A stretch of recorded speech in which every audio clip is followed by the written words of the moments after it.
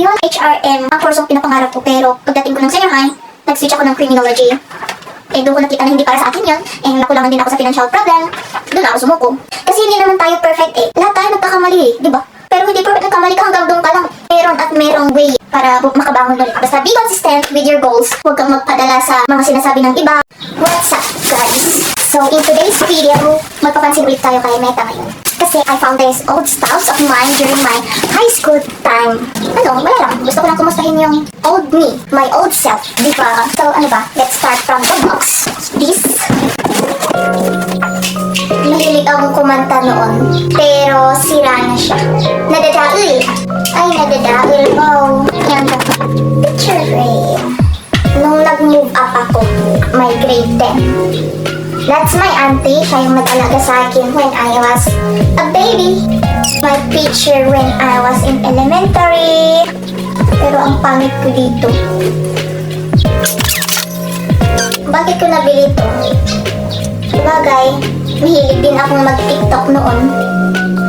Ito yung ano, pinipigkat ang cellphone dito, tapos pinipigkat dito ang pinipigkat. Ano ang term nun? Dinidikit. Dinidikit sa salamin yung isa, dinidikit naman yung cellphone sa isa. Para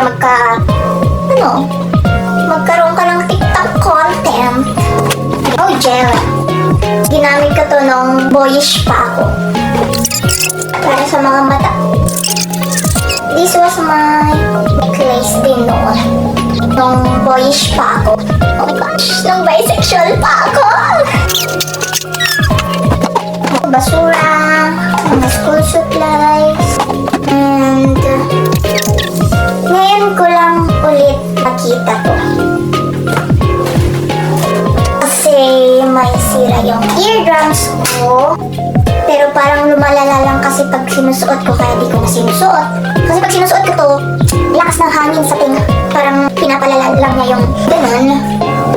Yan, what's this? Another necklace. Nung Jejemon pa ako.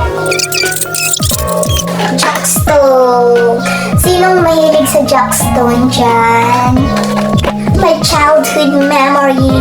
Ito yung linalaro namin noon. Diba?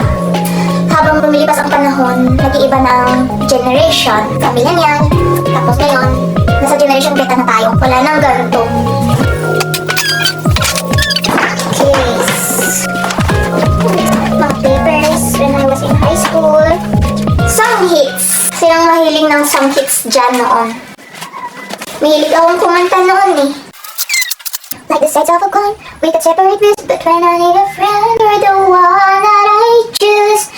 Constant as the stars above, always know that you are loved, and my love shining in you will help you make your dreams come true. Will help your dreams come true. Ano, mahilig kasi akong kumanta noon. Ito pa, my favorite song when I was in high school. Kasi ingitera ako noon. So, ito. Look at her in the throne room. Every hair just right. She has tea in the morning and bonbons every night. Wouldn't that be nice? I wish I had her life. Then I would be so free. I wish I had her life. I'd be another me. They do my nails. I'd stroll the grounds. I would wear whatever, and then I'd rock. Have time for me. It just might happen. Never. I wish I had her life. Basta ganun yun. Let's move on.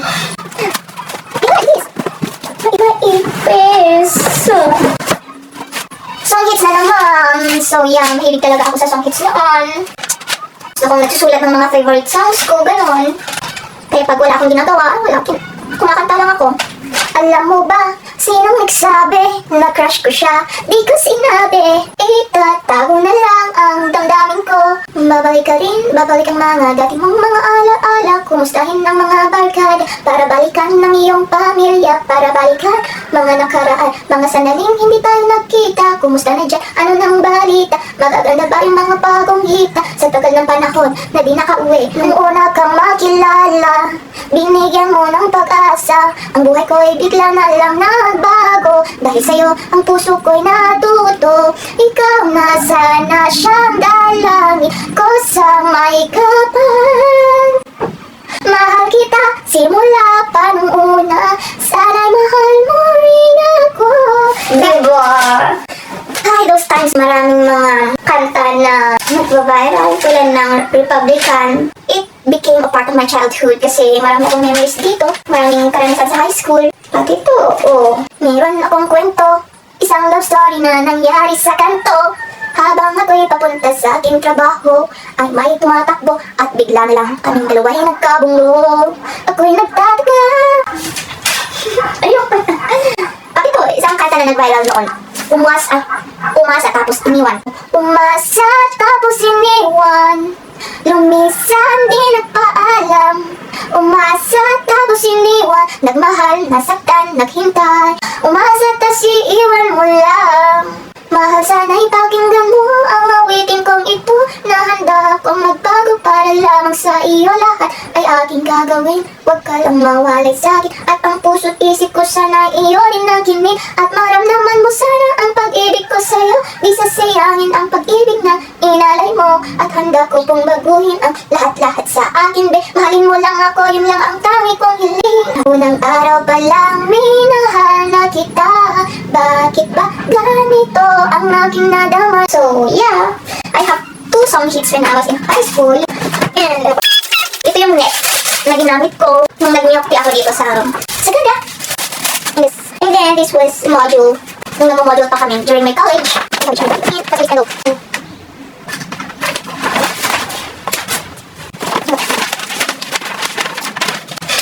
Yeah, that was my sworn statement noon, pero ayoko nang pag-usapan. Basta ganoon. Tungkol yun sa case na walang silbi. So, I need to fix this and tsaka natin buksan to. Next, this one. What's in here? PSA. Module siguro to.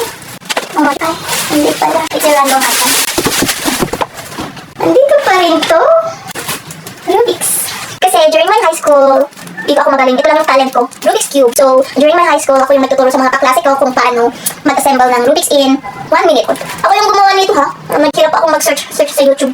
Tapos, sinusulat ko, di ba? May effort talaga ako dyan. Drawing ko pa. Ay, I have my diary. Nagda-diary ako ng high school. Pero, parang nakakano akong basahin. Parang ano ba? Very, very immature. Pero ganun talaga. High school pa ako dito. Dear crush. Crush mo rin kaya ako. Secretly, love you crush. Pero hanggang crush lang ako dun. Yeah, that's my diary. Yan, nag-print pala ako ng lyrics din noon. Catch me, I'm falling for you. Daming lyrics dito. Siguro pag wala akong magsulat noon, kaya print ko na lang. Dati-rati, sabay pa natin.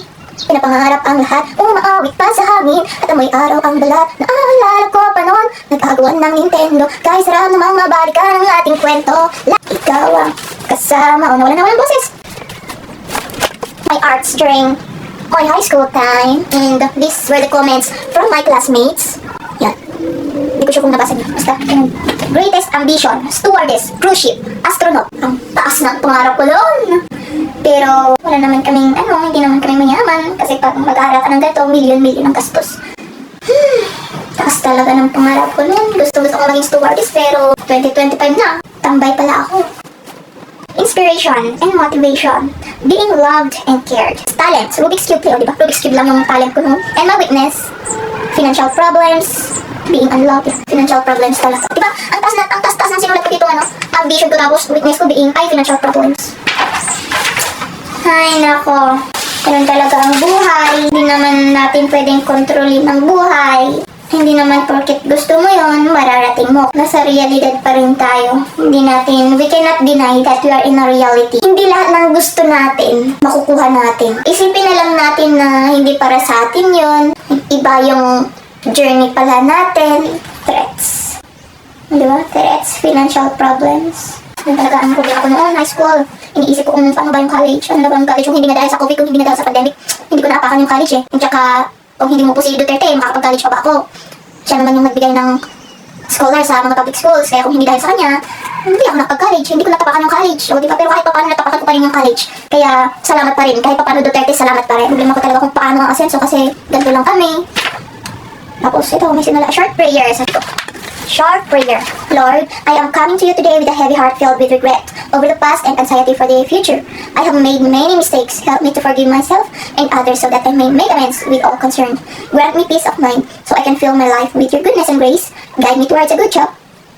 Ila. Or I may fulfill my needs as a better and wiser person. Thank you, Lord, for listening to me and helping me today. Life is not always easy, but I will try to remember that you're always there to help me as you are right in this moment. Thank you in Jesus' name I pray, amen. Parang sino na 16 years old? 16? Okay. 17 years old ako.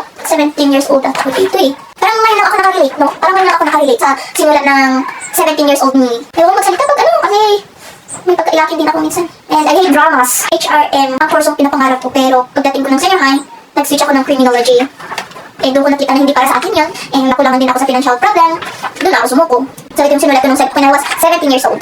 I would like to choose HRM course. Merong connect ang HRM sa trabahong cruise ship at flight attendant. Dito, meron akong matutunan tungkol sa trabahong kukunin ko. Diba? Ang taas talaga ng pangarap ko ng stewardess. Pero ngayon, hindi ko na mararating yan kasi hindi naman kami mayaman. Million-million ang gastos dyan. Sino ba ako para mag-steward? Diba? Ay. So, next.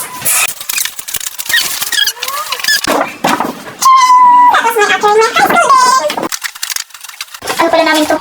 Activities pala. Meron pa ba? Drawing book pero hindi ko Hindi ko ginawang drawing book dito. Who am I? Paboritong kasabihan. Sabi dito. This is when I was 17 years old din ata. Basta natin may paboritong kasabihan. Ang tunay na sekreto sa tagumpay ay pagsisikap at patuloy na pagbangon sa bawat pagkakamali. Patuloy na pagbangon sa bawat pagkakamali. Diba? Kaya kayong mga bataan ngayon, try nyo magsulat-sulat din. Kasi when you get older, i-realize nyo na doon kayo mag-reflect sa sinulat nyo nung bata pa kayo. Pero tama po, paborito kasabihan. Ang tunay na sekreto sa tagumpay ay pagsisikap at patuloy na pagbangon sa bawat pagkakamali. Kasi hindi naman tayo perfect eh. Lahat tayo nagkakamali eh, diba? Pero hindi perfect nagkamali ka hanggang doon ka lang. Meron at merong way para makabangon ulit. Basta be consistent with your goals. Huwag kang magpadala sa mga sinasabi ng iba. Kahit nagkamali ka, huwag kang magpapadala sa sinasabi ng iba. Kasi, nagkamali ka man o hindi, meron at may adang datatib bagay na kita. Shock tupay, iri nagsardangak. Nagsardangak when I was 20 years old or 21 years old. Sabak na adaan ide ko when I was 23 years old. That time, pa namang ibaga nga, inang-anong ko mga tarapaak.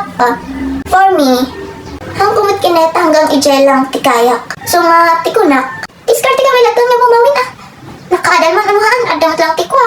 Apay po itang yung nakadal. Tapos tatanga at plantano ang kasyay. Ag sa umanan. Yan, apay dito. So nga, you people, sa lahat ng mga kabataan, no adamang tigol you, be consistent. Tutulong ng adang nga dati baga kita tao, mayat man ang umadit aramidong adang nga dati baga. So what you can do is tutulong ng lata. Be deaf and be consistent with your goals. Ang importante, wala kang inaapakan, wala kang ginagawang mali. Kasi, di ba, imagine, pagsaya atan ter aramidon tapos kasyete marundungag. I will not mention anyone here. Pero, basta kasyay, nagkamali ka man, you have the right para makatayo ulit. Hindi pwedeng hanggang doon ka lang. Meron at merong pag-asa. Mamati ka kanyak, ibang pagakon. So, hanggang dito na lang ako. That's all. Bye-bye. And thank you for reaching up to here. Bye-bye.